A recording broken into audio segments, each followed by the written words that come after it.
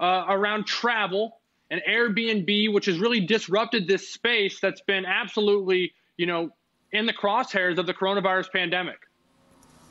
Hi, guys. Absolutely. And some news came out yesterday as well with Airbnb. So Airbnb rejected an offer to go public with the billionaire investor Bill Ackman's company, Blank Check Company. And instead, Airbnb said that it is preferring to go the traditional route of listing an IPO sometime later this year. And that IPO is very heavily anticipated in the markets right now. People are excited about this company, just like people are usually excited to go stay in an Airbnb on a vacation. But that's kind of dwindling right now. And with that, I want to introduce the first tweet that I have for you guys today. This Twitter user said that I had booked a hotel, or if I had booked a hotel or hostel, I would have my deposit back when flights out of my country were canceled, but not with Airbnb.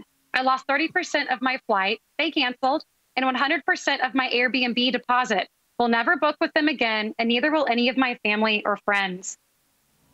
So a lot of these frustrated tweets are what I was having to parse through on social media today when I was looking for information on Airbnb. Their service representative desk seems to be getting hammered by a lot of requests for refunds. However, Airbnb, unlike the traditional hotel space, does not have a regulated cancellation policy. And in fact, I believe they put it up to the individual listers to decide how they handle those cancellations for the most part. I'm sure that there are some specific cases, but people are very frustrated with how Airbnb is handling cancellations surrounding COVID. And I'm seeing a lot of that online. But there is a case for Airbnb as far as how it differentiates itself from the hotel space, especially right now during COVID. I mean, with an Airbnb, you're not going and you're not being around a bunch of other hotel staff. You're not being around many other guests. So you are more protected that way if you are worried about the virus. But you are putting it up to, the individual lister and how clean they make their space, seeing as, again, it's not regulated. But here I want to introduce the second tweet that I found for you guys today. And this Twitter user said that it is amazing how booked all properties have been during the pandemic here in Brazil. Airbnb has become the #1 accommodation choice. So travel right now is obviously very divisive. Some people are absolutely not doing it. Some people are doing it and choosing maybe hotels over Airbnbs. But of course, we are seeing people who are still opting to use those Airbnbs and travel out of the country, whether they are able to work remotely there or just be on vacation. Really across the board, I'm not seeing much sentiment for thinking that Airbnb won't survive the pandemic. People mainly are just excited to be back out there and traveling. Hopefully they do resolve some of these customer service issues because that is pretty big right now. However, I think the company is going to, from social sentiment, seems to like it's going to survive after the pandemic. Yeah, Evelyn, a lot of interesting stuff going on. I can say that I've enjoyed staying at Airbnbs. I've had bad experiences with their customer services reps, but it's certainly been a disruptor.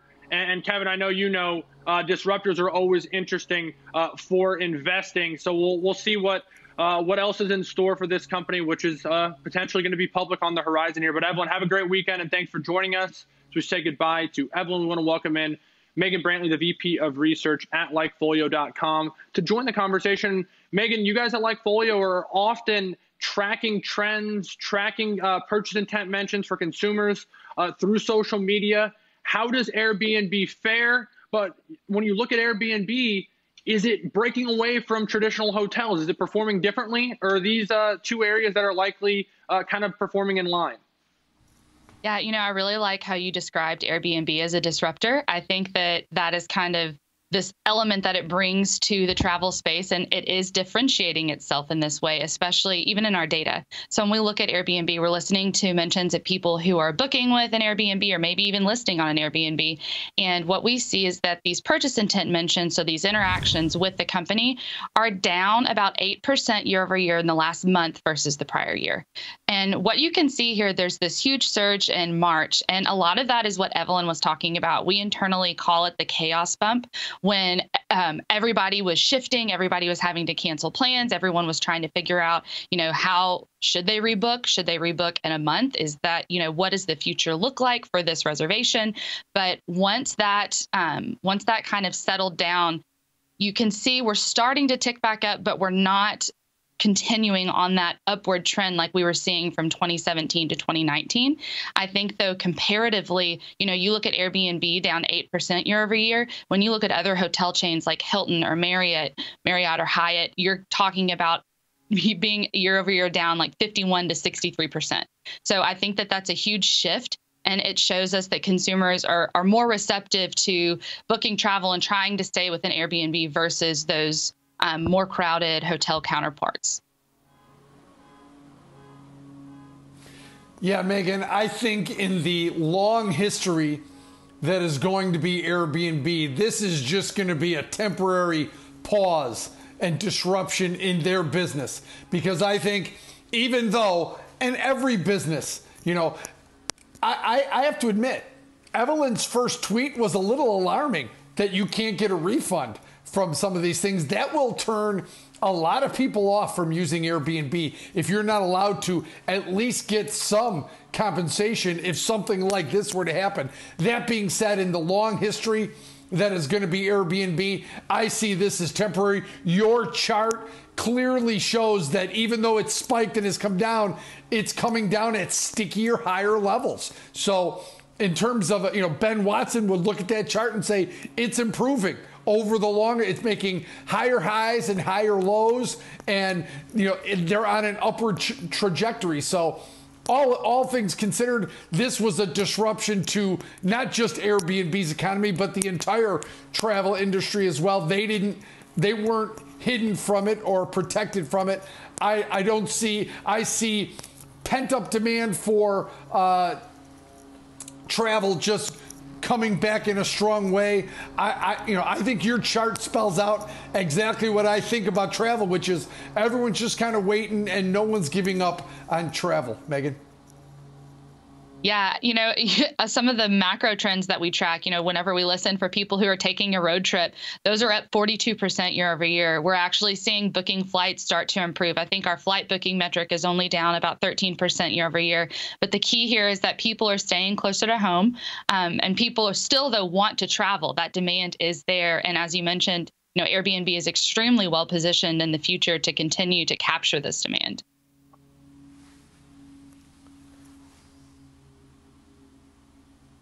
Megan, when you're comparing kind of the general sentiment that you see in some of these traditional hotel companies versus a Airbnb, does Airbnb, in spite of, maybe some at times poor customer service, still outperform, or is that coming up in some of your consumer happiness numbers?